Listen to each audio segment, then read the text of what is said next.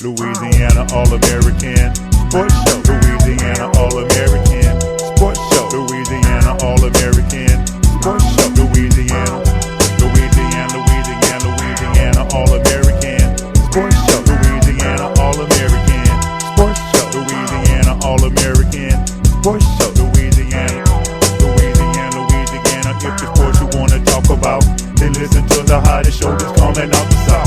It's Eric Hatfield and Coach Perry Daniels, man. They're gonna sit you down and tell you all about the game and make it plain. 96.9 FM, that's the station. To hear the best sports talk show in the nation. Without hesitation, you should get with this and get your popcorn ready for you better not miss. Louisiana All American Sports Show. Louisiana All American Sports Show. Louisiana All American Sports Show. Louisiana.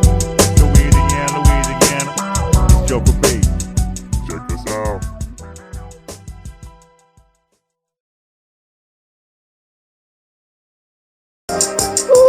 I'm just so fresh, so clean. Good morning, Baton Rouge. It's a fantastic Saturday morning. Today is Saturday, September the 12th, 2015, and you are tuned in to the 37th edition in the year 2015 of the Louisiana All American Sports Show. Good morning. This is Eric Hatfield. And I'm Joker P, a.k.a. Gerard Piper. And I'm Coach Perry Daniels. And we have with us on the line a special guest, our Louisiana All American Sports player of the game from last night's Louisiana All American Sports Game of the Week, brought to you on 96.9 FM WHYR, WHYR.org, and LouisianaAllAmericanSports.com. That player is Rae'quan Powell. Who? Say what? Say who? What's his name? We got Rae'quan Powell. Rae'quan Powell. On the line. You got a new nickname, man. You Wu-Tang. Rae'quan. Your name Wu-Tang, man. You know who Wu-Tang is? No, sir. You don't know who Wu-Tang? Oh, my God. That was a strike against you right there. Right off the bat. Oh. You have the name Rae'quan. Oh. That's actually a strike against us. He's basically telling us in one way that we are old. That's what he is saying. Hey, Rae'quan, the Wu-Tang Clan is a hip-hop group from the 80s that had such members in it as Redman. The 90s. Busta Rhymes. Yeah, 90s, really, the 90s. A lot of hip-hop artists that eventually ended up going solo. Method Man. Rae'quan was one of the most talented of that group. So, even though you don't know him, I bet your parents do. Method Man, Old Dirty. A lot of big names. Oh, yeah, Jizza. Bless his old dirty heart. Bless his old dirty soul. Right. Hey, man, but back to let me congratulate you, Rae'quan, on a great performance last night and getting the win for the McKinley High Panthers for the 6th year in a row over those Capitol High Lions. Great job. So talk about last night's game, man. What was going through your mind? When I'm playing, we just gotta win. I play for my team, and that's all. Yeah. Talk about the offense and what you think about the offense at McKinley right now. We started playing slow, and in the second half we started picking it up more and more. But we play fast and physical, like every other team, and that's about it.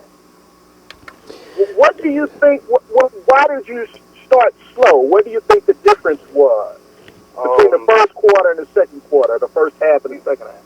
We wasn't used to the wet weather, and we just started off slow, sluggish and all. Yeah. Talk about those wet field conditions, Rae'quan, especially early in the game. I could feel them just walking around, so I'm sure you all felt them when you all are running and trying to cut. Talk about how that changes a game plan and how you all have to approach the opponent. It makes your cleats a lot heavier. It makes you sink in the ground, and I don't know how to explain it. Yeah. So would you say the advantage is yours or the defense's when it comes to wet weather? it's the offensive advantage because we know where we're going and we know how to run our routes in wet weather now, and it's the offensive advantage. Joker. Yeah, I think that actually the way the field was gave you an advantage. You have a lot of speed and you make a lot of quick moves. Did it take you a minute to figure out how to that you had the advantage? Because it seems like you picked up after the second half. After you got the kickoff return, it seems like they started to go to you a little bit more, and you started to open up a little bit more, use your speed. Yeah. Yes, sir. Talk to me about this one-handed catch, man, that I saw on the sideline. That was an amazing catch. How did you do that? The defensive back tipped the ball up in the air, and I just took one hand out and I caught it and kept one feet in. Yeah. Yeah, That was awesome, wasn't it? Oh yeah, it was a sight. It was a sight to be seen. So, talk to me about what's next for the McKinley Panthers. Talk to me about, at the answer to that one, tell me about your classification and what your plans are. This week we play St. Michael's at Leadership Field. It's their homecoming. And so what year, what classification are you? Oh, I'm a senior this year. You're a senior. And what's next for you after football at McKinley? Take it to track and baseball. Okay. wow. Okay. What do you run? Wow. What do you run? 4.340. Whoa. Whoa. Now, wait a minute. now, Rae'quan. He has speed. I saw him last night. Yeah. Now you got. I mean, I get the track and I get the baseball, and that's great. But there's one sport where speed cannot be taught, and it is lethal, and that's in football. Have you been approached by any schools for possibly playing football after high school? Because that's some speed, man. that's some lightning. No, sir. No one has come to me yet. All right. And you said you played baseball too. What position? I'm gonna play center field. Okay. Center field. Were you on the team last year? Because we. No, sir. I wasn't on the team last year. Okay. Yes, sir. So you didn't play football last year for McKinley Panthers? No, sir. So this is your first year. Wow. Oh, man. Okay. Wow. Also, are you from the Baton Rouge area? I live in Baton Rouge now. I was in Point Capee last year. Point Capee. So that what, Hammond area? No. Point Capee, across the river, New Roads. Yeah. New Road. Right. Okay. Well, how do you like being over at McKinley and Coach Signator down there and their program? Is it different? And what school did you go to last year? What high school did you play with last year? I didn't play high school football last year, but I was at Fort Smith Academy. Really? So Rae'quan, this is your first year playing high school football, and you're starting? No. Oh, okay. No, I played my freshman and sophomore year, but I didn't play my junior year. Still a year away, and you walk on and start. That's pretty impressive, and it definitely showed in your performance last night. And you definitely yes, it does. Been an asset to your coach. Well, who did you play with as a freshman and a sophomore? Point Capee Central. Before they closed down. Central. Very interesting. Eric, you covered him. Yes. We went to Madison Prep. That's right. We went up there and played Point Capee Central. Do you remember playing Madison Prep, Rae'quan? Yes, sir. Yep. Yeah. Yep. Wow. Yep. Wow. Okay. Everything comes full circle in the athletic community, Full man. Circle. They can't get away from Louisiana All American Sports Show. We're gonna touch you up.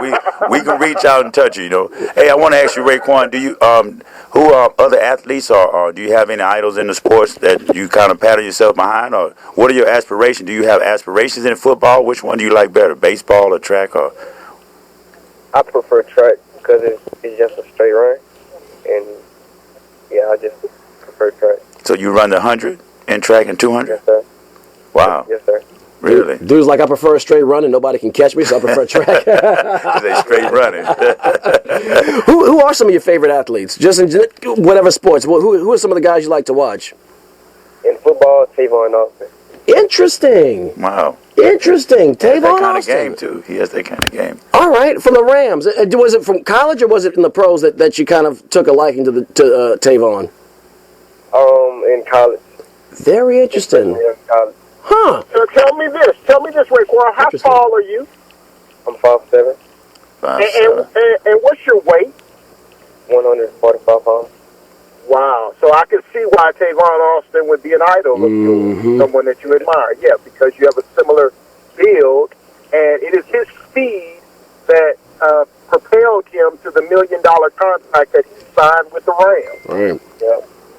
Wow. You know? So remember that. So, yeah, remember that. Right. In that vein, I have a nephew that plays Division I college football that is the same size, about 5'8". Since he's been in Division I program, he's put on about 20 pounds, so he's now up to about 165. He runs a 4.3. So I say that to you to say this, that you continue doing what you did last night, and that will open some doors for you. We have a lot of coaches that listen to this show, and as Eric Hatfield stated earlier, the one thing that they cannot teach is speed, and you have that. So if you keep playing the way you played last night, you're going to get some phone calls and open some eyes. That's right. Yes, sir. Okay?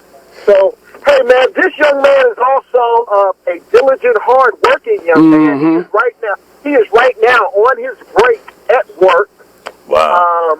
So that he could talk to us at Louisiana All American Sports. So I want to appreciate that publicly. Where do you work, young man? Yes, absolutely. Absolutely. So do you guys have anything else to say about last night's game, or do we want to go ahead to the rest? He's going to hang around with us for a few more minutes. No, I think we can check out some of the other stuff. Yo, Rae'quan, where do you work at, buddy? McDonald's. No. No, don't worry about that. Don't worry about that. All righty. I don't want him to get in trouble for being on the job. Okay. Gotcha. All right, no problem. Yeah, by all means, hang around. Feel free to chime in until you have to get back to the job. Good job, young man. Yeah, much appreciated. Yeah, you got a great future. You did a good job last night, especially for coming in. You know, I'm a McKinley alumni. So is Coach Perry Daniels, man. We want to salute you and, just keep your grades up. Hey, man, you keep going. You said the one thing. You said 4.3. At 4.3. That's all you got to say. When you say 4.3, hey, that opens up a lot of doors. You just keep your nose clean, man, and kudos up to you, bro. Appreciate you. Thanks for calling in. Thank you all. Alrighty, so we had some other action in the high school area as well. Of course, as we just mentioned a moment ago, the McKinley Panthers defeated the Capital Lions 22-6. What was largely a defensive battle. Of course, Rae'quan Powell had the back-breaking touchdown reception from 48 yards out in the fourth quarter and had a big 62-yard kickoff return that helped put some space between the Panthers and the Lions. Right. There was some other action going on, though, in the Baton Rouge area. The Zachary High Broncos, we've been talking about them a little bit, but they've definitely been a focus of attention in the Baton Rouge area, and they are really starting to break away as they absolutely obliterated Catholic High 41-26 last night as they started pouring on some offense in the second half, and Zachary is really starting to look like the real deal, and that's of course going to bode well for Lindsey Scott, who is a senior and who's on a lot of recruiting lists. That's the quarterback out there at Zachary.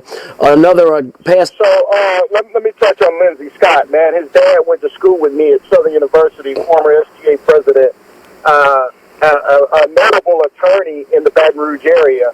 And it is just amazing to see Lindsey Scott Jr. Do what he does on the football field. Again, Rae'quan, another undersized young man out there letting his speed take over and control football game. Another past guest on our show, DJ White of U High, had a very strong performance with 3 touchdown passes as U High defeated the Southern Lab Kittens. I'm not showing a score. I'm only looking at the headline, but that score was 14-0 at the half. Let's take a peek real quick and see what the final score was in that game, just to get a gauge of how our friends at Southern Lab panned out, as we will probably be talking about them more and more as the Class 1A district play continues on. That final score was 35-16. So Southern Lab, again, U-High is the defending Class 3A champion. They are the cream of the crop. And Southern Lab, as we've seen the last couple of years, plays teams from higher classifications, and they've been competitive, and I got to give them props for that. And I think Coach Marcus Randall over there at Southern Lab is going to continue to watch his team grow. Santa Maud defeated Higgins last night, 36-13. Dutchtown was trailing early in the game, but they came back in the second half and they defeated Lutcher 21-14. East Ascension defeated. So hold on, because Dutchtown's in that McKinley district. Are you familiar with Dutchtown and any Rae'quan? Rae'quan, you still with me? I think. He must. I think we lost Rae'quan. Okay, that's okay. Well, let's give a big hand though for Rae'quan for coming on the show. If he's still listening, very much appreciated for joining us. Rae'quan. As we know, he's a very busy young man, and thank you for joining us and talking to our guests. Thank you for joining us, Rae'quan. But one thing, you got to find out who the Wu-Tang is, man. You got to diversify your bonds, baby. When he signs that $1 million contract, he's got to diversify his bonds. Get up on your history, man. Come on, Rae'quan. So we got Dutchtown defeated Lutcher. East Ascension held off Thibodaux. Final score 21-18. That's another District 5A opponent. Denham Springs defeated Tower last night. Livonia, who I'm sure Rae'quan is very familiar with from that side of the river, they defeated West Feliciana. You know, Livonia kind of had an early hiccup as they lost to Madison Prep last week, and they beat West Feliciana 25-20, so I don't know if the mighty are falling or if the others are catching up, but that's a story we'll keep our eye on. Plaquemine destroyed Port Allen 49-18, and I know one coach, Nick Mitchell, who is probably not having the sunniest of Saturday mornings, if I know that very competitive and successful coach, the way I've gotten to know him in the last couple of years.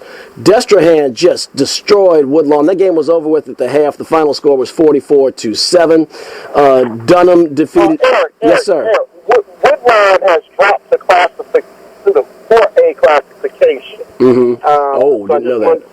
I just want to make you aware. No, I appreciate you telling me that, because last night I was rattling off some of the possible district opponents, and I mentioned Woodlawn, so I did not know that. I appreciate you getting me up to speed on that. It's not like the NFL or college where they stay the same for 5, 6, 10 years. They move around as musical chairs.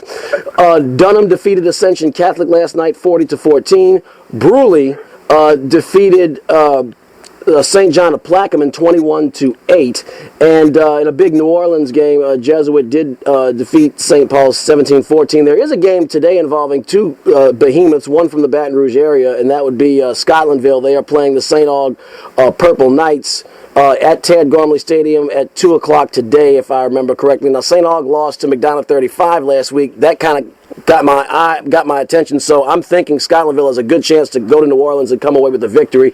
We had our guest Levi Lewis from Scotlandville on that show. We will definitely be keeping one eye, at least I'll be keeping one eye on that game and the tweets as they come across today. Absolutely, and some more scores, man, and the guys that are really important to us, the guys who are on Louisiana All American Sports when we ask them to be. Bel Air beat Mentorship 18-0. Ooh, man. Good job, Bel Air. Yeah, man. They've been doing. Bel Air's 2-0 now. 2-0, that's right. That's impressive. Just to get our audience up to speed, if you're not a high school football junkie, Bel Air has struggled. From top to bottom. I remember we saw their facilities about 2 years ago, and it was like looking at some of these pictures of soldiers after the Civil War going home to nothing. It was rough. And I've seen some improvements in facilities, and I've heard about some coaching changes that we've kind of mentioned here or there. And it sounds like, from what I'm hearing the last 2 weeks, it's starting to begin to come together for Bel Air. And I'm really happy to hear that, because I was really concerned about the future of that program for a while. Right. And also, though, you talked about Livonia earlier losing last week to Madison Prep. Madison Prep is now 2-0. Last night they beat White Castle 48-20. And little Brian Savoy, we talk about undersized high school athletes. Brian Savoy is probably about 5'5", and he scored 4 touchdowns last night for the Chargers. and he's just an amazing receiver. So this week, I know Louisiana All American Sports is going to White Castle, Iberville Parish, to cover the White Castle Donaldsonville game. Donaldsonville lost to West St. John last night, 28-18, and that should. One last score. Glen Oaks beat Baltimore 18-6. Yes. Yep. Yeah, man. And on the high school scene, earlier we talked about today, which is actually a lot of people talking about the September 11th, of course, the anniversary. I wanted to give a shout out. And not really call it a shout out. Really, it was just wanted to mention this young man's name and dedicate to my part of the show, I guess, or the whole show. We've talked about this, and that was Tyrell Cameron from Franklin, the young man. Franklin Parish High School? Yes, the young man that was killed on the football field. Unfortunately, got an injury on the field and later died at the hospital. And, and it's just brought together a whole town of Franklin. A lot of people came out, and that's what this is all about. Things that transcend sports, and that's what we talk about here on our show. And I just wanted to acknowledge this young man and give a R.I.P. and to his family and my condolences. Tyrell Cameron gone way too soon, and this is your selection, correct? Make sure I got it right. No. So the selection. Let me set that up a little more. Not a very good transition here, but No. I understand what we discussed previously. So for the selection, it is. Let me mention that last week it was decided in a courtroom in Baltimore that the officers that are accused of the murder of Freddie Gray will now be charged separately and have separate trials, 6 separate trials. So just to keep our listeners up to speed on that, again, we get all emotional once we see these things on video, but then after a month go by, we lose sight of the ball and move on with our lives. Right. So, I just wanted to inform you all of that, and now we're ready for the song. Make sure we go to audition so that we can talk immediately once you start that song. Yes, sir. Alrighty, so without further ado, here's Miss Lauryn Hill.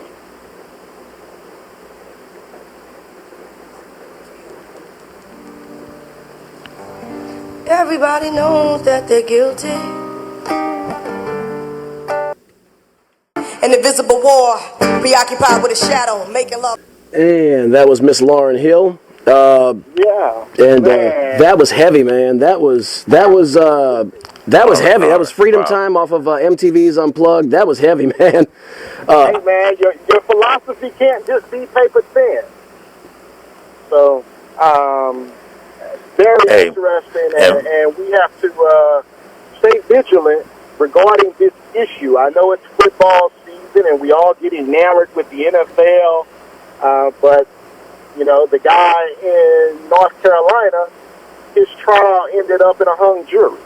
So we don't know whether or not they're going to try him again for the killing of the former Florida A&M football player. Right. We just have to stay vigilant on this issue. Right, man. Yeah, we have to stay vigilant. Even in South Carolina, the guy that's accused of shooting Walter Scott now is claiming they're saying that they found cocaine and alcohol in Walter Scott's system, which I think is irrelevant. A low amount at that in his blood, and he's running away. Another smear tactic. They're actually saying that this police, they have a rule where they can actually shoot to, even if you're running away, because you never know, he could be turning around. Well, there are rules and there are laws, and I want to know what the laws are in South Carolina. Right. I don't care if he's on PCP, if he's running the other direction and not threatening anybody, then why are you shooting? That's a smear tactic, and we'll see what happens. And we'll see what definitely. That's why, like Perry said, a lot of times we get so excited at the initial when we see the initial video or we see something that when it initially happens, and then we kind of go up, we go on with our lives and we never see what's happening in the background.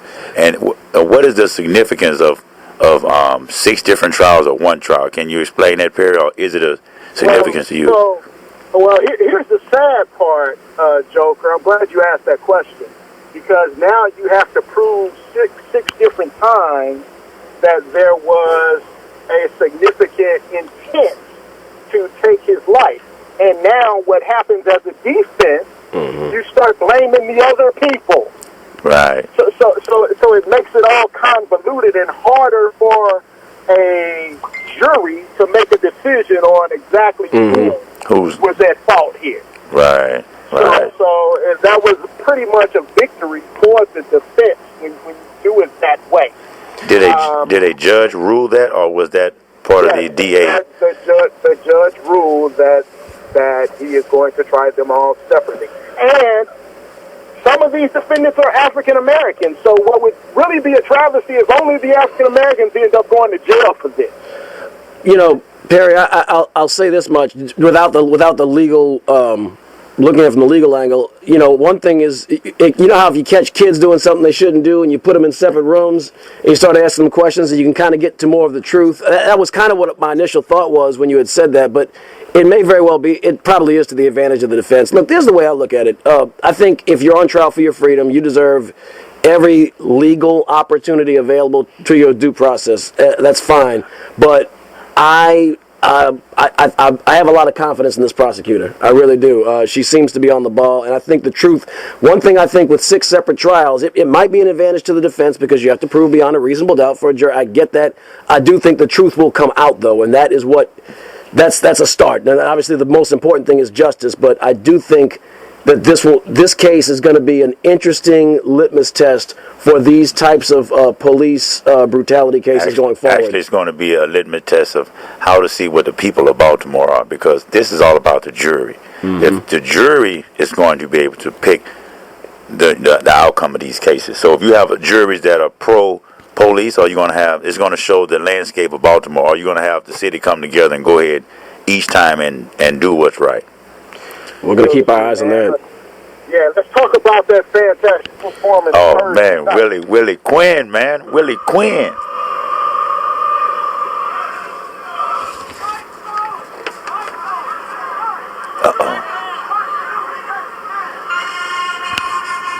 Whoopsie daisy.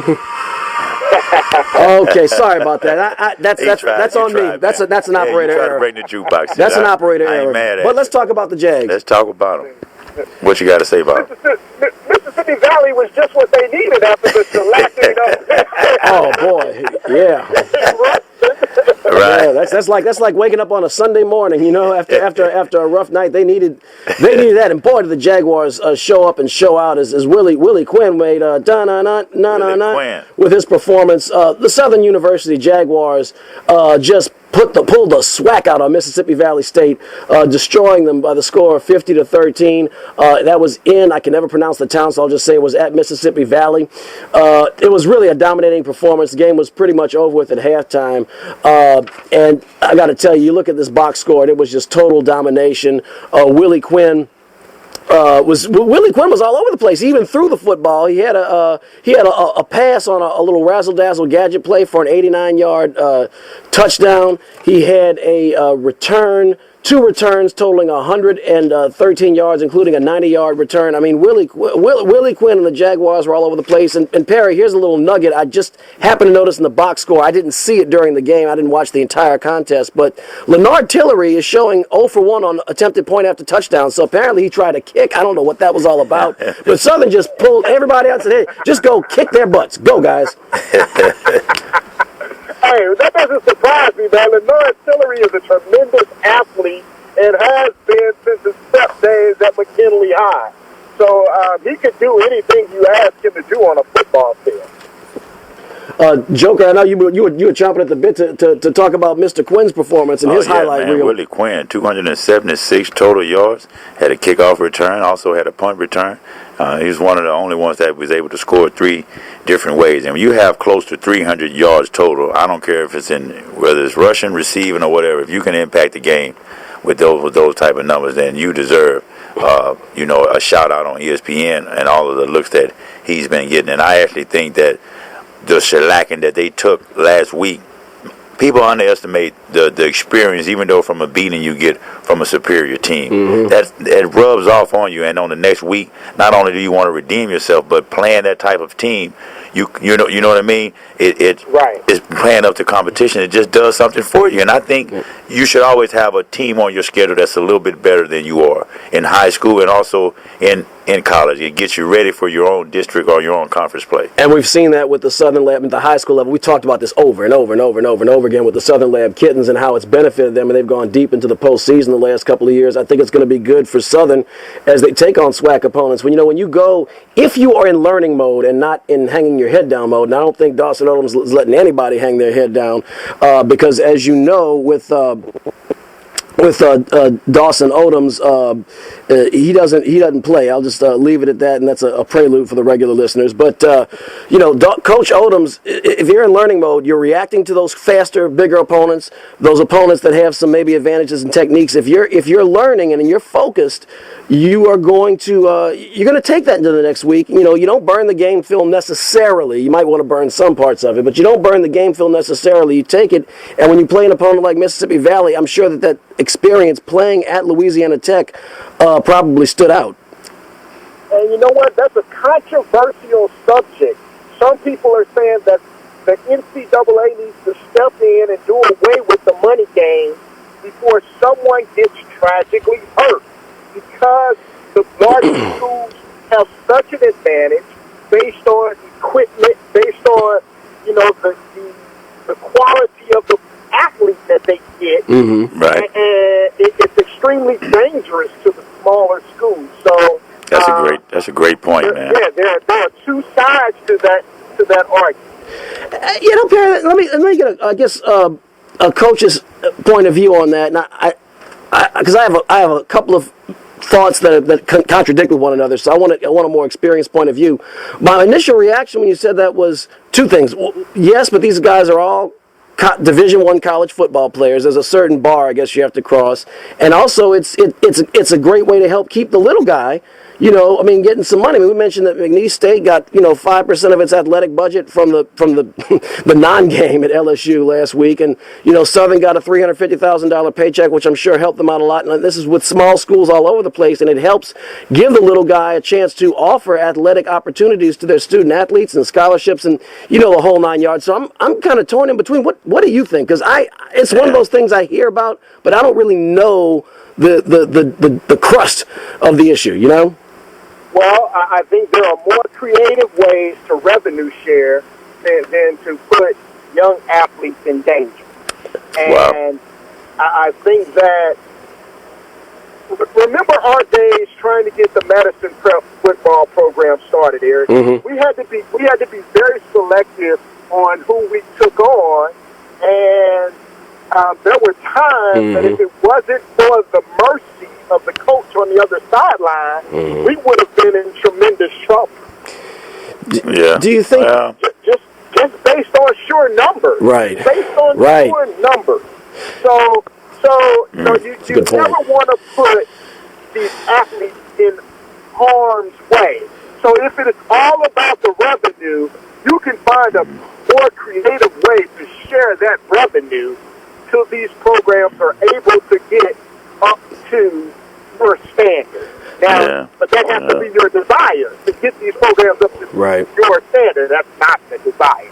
If I could, real quickly, go through the Sheridan Broadcasting Network's top 10 HBCU football rankings. Number one, you have the defending national champion Alcorn State University. Number two is North Carolina A&T. Number three is South Carolina State. Number four is the Professors, Grambling State Tigers. Oh, he's loving that. Number five is Bethune-Cookman. Number six is our very own Southern University Jaguars. Number seven, North Carolina Central. Number eight, Tuskegee. Number nine, Tennessee State University. Tennessee State University. And number 10, Hampton University. So we know that you can't get that anywhere else. We're going to deliver that to you on a weekly basis. You can check it out on HBCUsports.com. HBCUsports.com.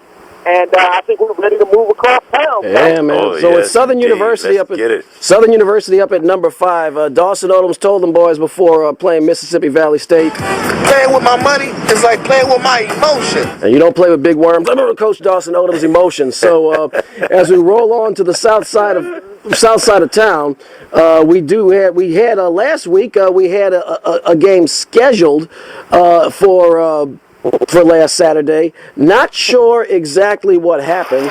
The crowd was out, the band was out, the tailgaters were out. They had a little rally cry. Yeah. And all of a sudden, whoop, it was gone. Just like that. And it's gone. Very strange week. LSU has still not played a game yet as the McNeese State Tigers came to town. They collected their little bit of cheddar. And LSU didn't play because Mother Nature didn't cooperate. The fans were out, the band was out, the teams were out, but the sun wasn't out and the lightning was out. And there were repeated lightning warnings. There is a rule. Don't hold me to the letter on this, but as I recall, the rule in the NCAA is when there are lightning strikes and the storm is within 8 miles of the facility, you are required to have a 30-minute delay. And there was lightning and lightning and lightning. And actually on the LSU radio broadcast, Mississippi State had some similar problems. They were delayed until about 9 p.m. And at the start, around the time LSU's game was supposed to start before the lightning, Jim Hawthorne says, wow, I feel badly for those guys at Mississippi State. They're not going to be done until midnight. And then around 10 o'clock, he said, they're going to be done before we are. And, of course, we wound up not having a game. So very strange. I read in one of the LSU press releases that it was the first time since 1917 during World War I where they were forced to cancel a game.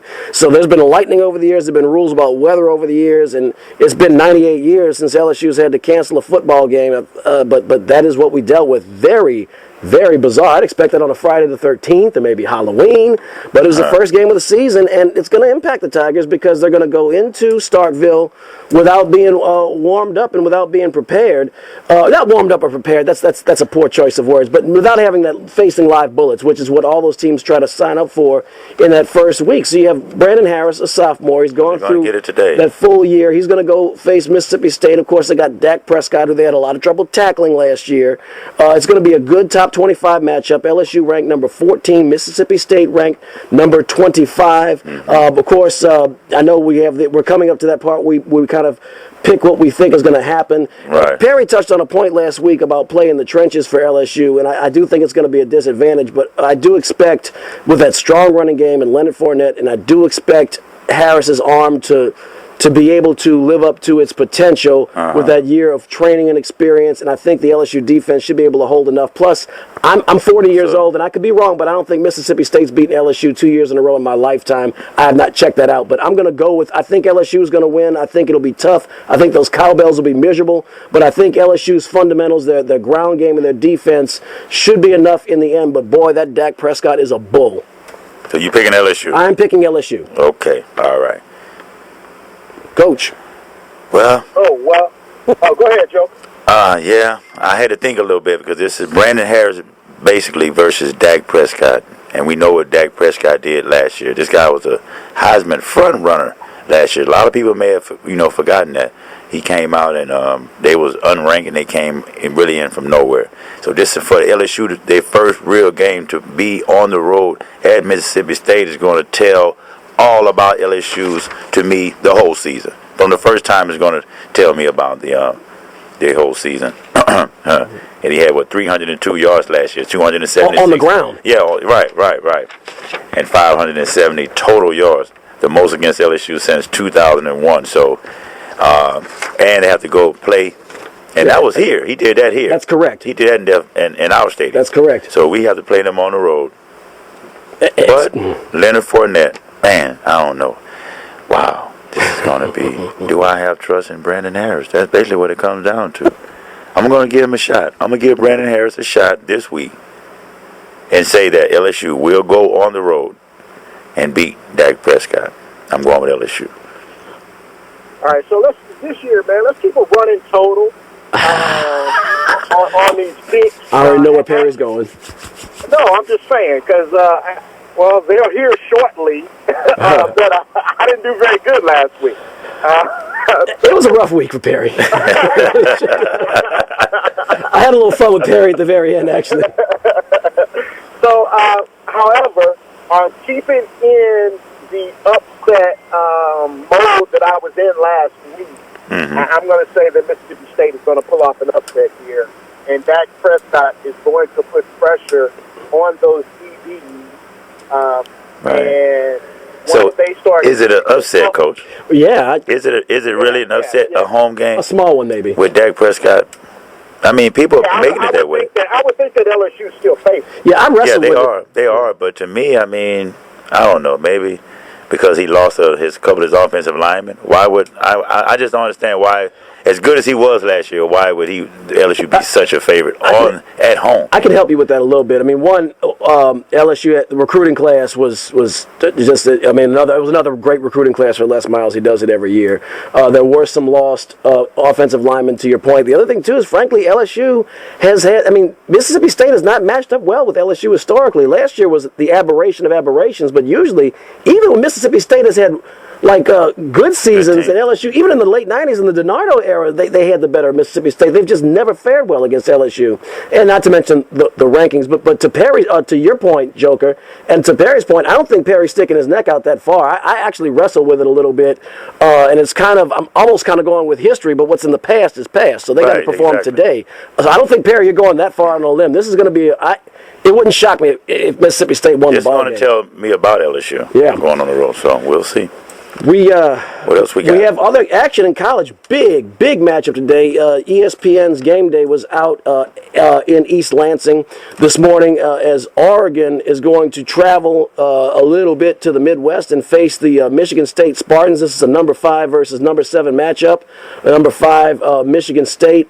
Oregon, I believe, is ranked number 7. Well, they'd have to be if Michigan State's number 5. Anyway, this is going to be, I don't know what to expect. We know how Oregon rolls. We know that Mark Helfrich picked right up where Chip Kelly left off with the spread offense, and the new quarterback, Vernon Adams, who I believe came out of Eastern Washington. He was a transfer. This young guy has got some legs. He's right in the vein of Marcus Mariota. Very similar body type, a little more slender, but same type where he can make those really quick reads and decisions. I'm just going to say this much. Oregon is Oregon. They've been, the last 5-10 years, one of the best teams in college football, but I've got some major concerns about that defense. They coughed up a lot of points to Eastern Washington. They lost 3 defensive backs last year. They're playing 3 inexperienced DBs. They were never a juggernaut on defense to begin with. And Michigan State, I think, gets overlooked, and they have good fundamentals. They have a good ground game. They can run the football effectively. You got guys like you have guys like Royce Freeman on the Ducks side of the ball, who can carry the ball hard. But I'm sorry, can run the ball hard. But Michigan State, I think, flies under the radar. I think Mark D'Antonio is going to have his team prepared. I think he's going to see weaknesses in that secondary, and I expect Michigan State. I actually think they might win. When I say comfortably, I mean maybe by 8, 9, 10 points. But I expect Michigan State to win the ball game. Not to mention they're at home. Another close ball game right here. Oregon against Michigan State. Basically offense against defense. Michigan State with the great defense. Oregon with the great offense. Will they have hiccups since Mariota has left? That's what I'm looking to see. I think that, so is it the system or is it the player? Is it the Oregon system or is it the player? Can he fit in another quarterback in there and pretty much get the same numbers as Mariota got? I think it's both. I mean, Vernon. I don't know much about Vernon Adams until last week, but reading his background, once I started looking, he seems to be pretty talented. Like, they went after him, when he was available. So we'll see, man. So we'll see the flashiness versus Connor Cook, the hard hat, right, against the blue collar. I'm going to go with blue collar and the home team on this one. I like Oregon, though. Don't get me wrong. I do like them, but I'm going to go with Michigan State on this. Okay, we're unanimous on this one. I'm going to save the analysis since we have so much left to get to. Sure thing. I'm going to go with Michigan State. Don't forget that in about 13 minutes we have coming up Noel Jackson on Music Satisfaction here on 96.9 FM WHYRLP, Baton Rouge Community Radio.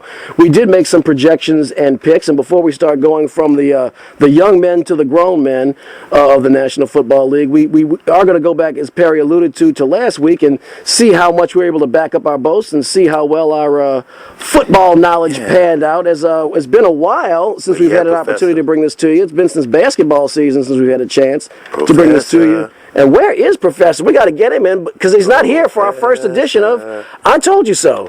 I told you. What did I tell you? Didn't I tell you? 'Cause I told you. And when did I tell you? A long time ago. And what did I say will happen when I told you? Exactly what just happened. So look, around the horn, I think I expect Louisiana Tech to win against Southern. The question is by how much. I'm going to say that I expect Southern to put at least 17 points on the board, but I do expect La Tech to win the game.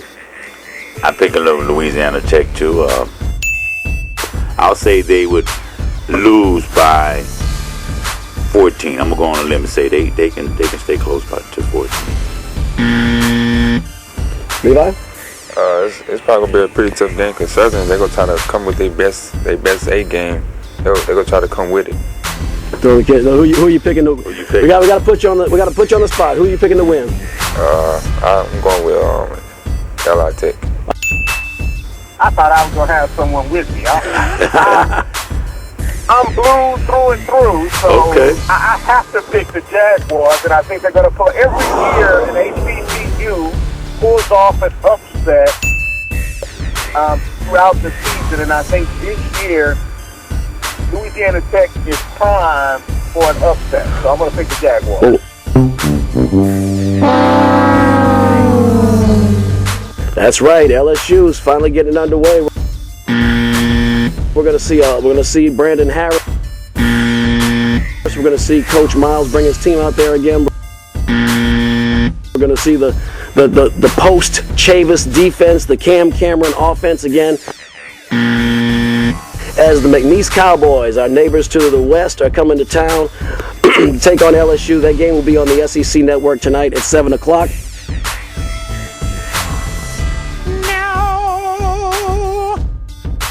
McNeese is getting a $500,000 paycheck.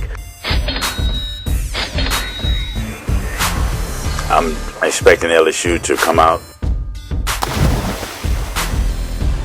and dominate today.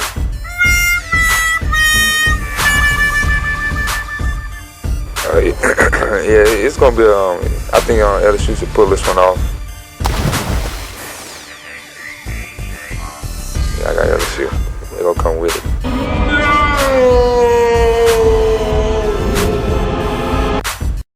Noel Jackson with Music Satisfaction. Here they're taking on 20th ranked Wisconsin. Well, this is the whole story. I can boil this down. This is just my humble opinion. First of all, I expect Alabama to win the game. Knows how to use his strengths. So I think he's going to come out and run the ball, have a dominant defensive performance, and dominate the game, basically. So I'm going with Alabama all the way on that one. Too much to say that there's too much tradition. I think it's going to be a good football game. But I think in the end, the SEC pedigree, the history of Alabama wins out, and they win this game. Yeah! The defending national champion Ohio State Buckeyes, they face the Virginia Tech Hokies. That actually speaks to, in spite of that bias, how much the press thinks of this Ohio State team. I expect them to beat Virginia Tech. It's another game I don't expect to be too close at the end, actually. I think they remember that loss last year, and I think they're going to bring this. They're going to make the Hokies into turkeys.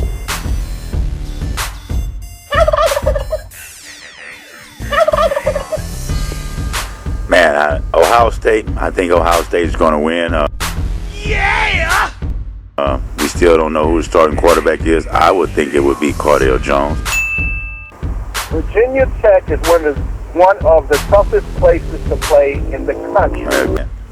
I think they pull off the upset and knock off the #1 ranked team in the country. All right.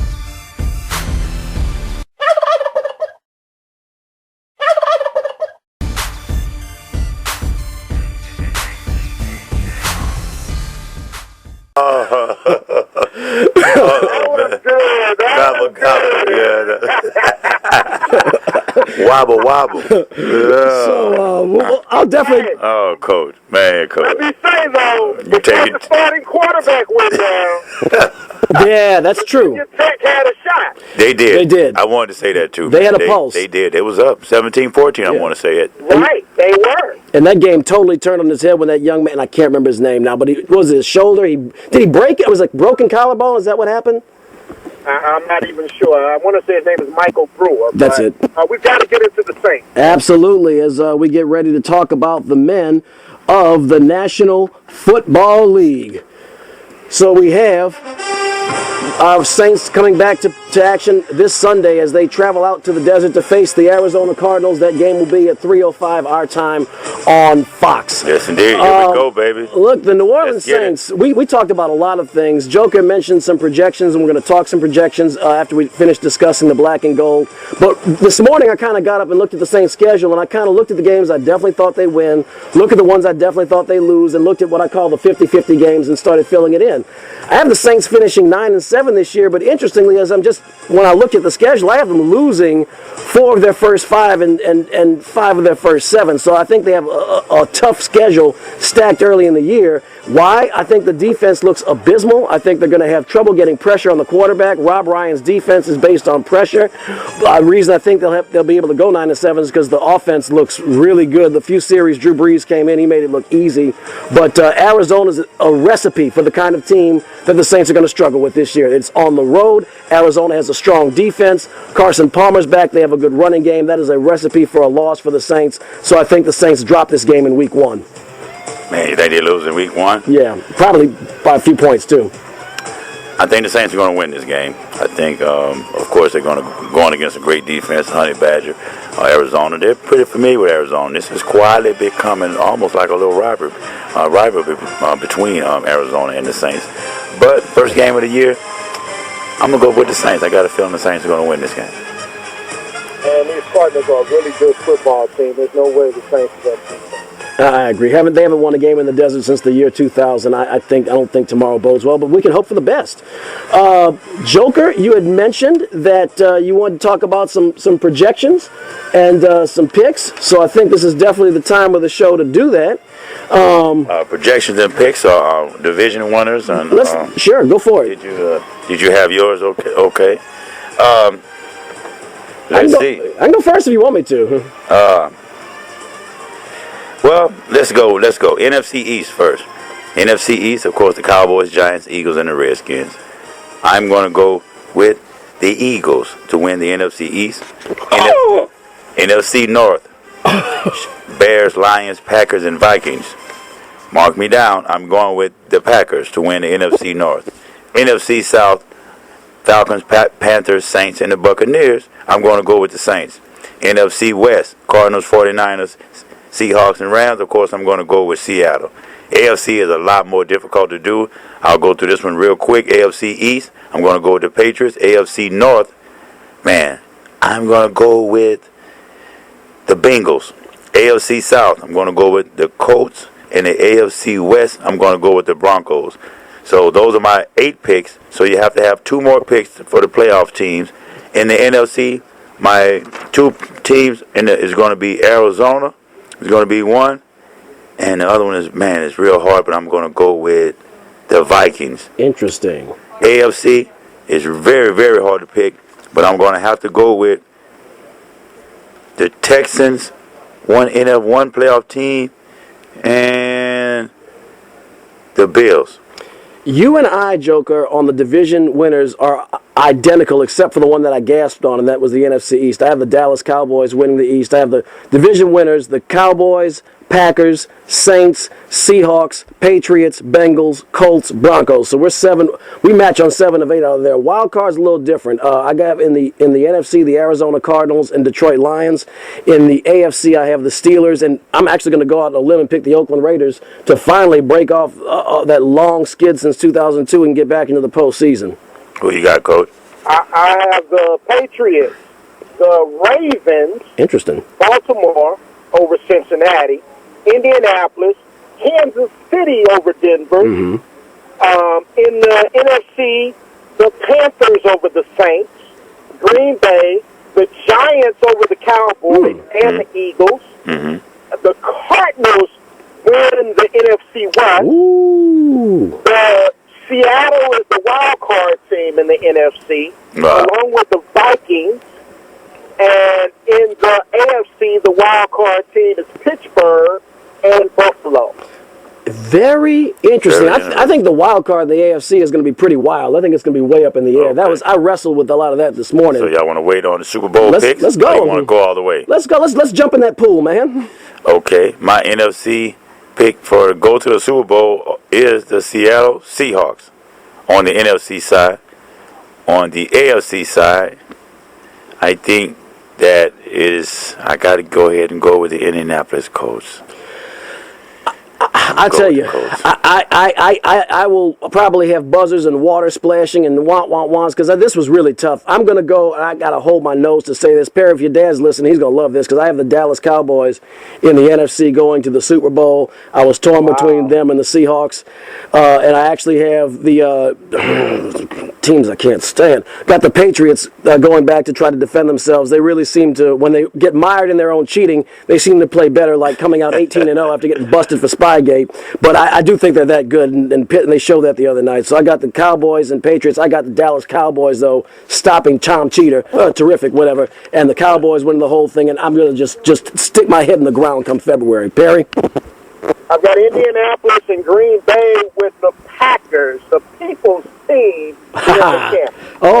Professor Terrell Johnson heard that one because he'd be loving that. Where's the professor? Well, I didn't say my winner. I said who's going to the Super Bowl. My bad. My Super Bowl winning pick is the Seattle Seahawks, and Russell Wilson will be the MVP this year. He's the best quarterback in the NFL right now. I think those are all solid picks. I think one of us is going to be right on at least one of those somewhere along the line. What about Sunday night game? 30 seconds. Dallas, New York Giants. Cowboys. I got Giants. Giants. Hey, Roger Goodell, that was awfully petty of you not to show up in New England. It reinforces the arrogance of the owners of the NFL. ADT, JNS, love you. Have a good afternoon, Roger, running for his life, boy. Hail to the king and lots of love. May he protect us from the evil. Hail to the king, lots of love. May he protect us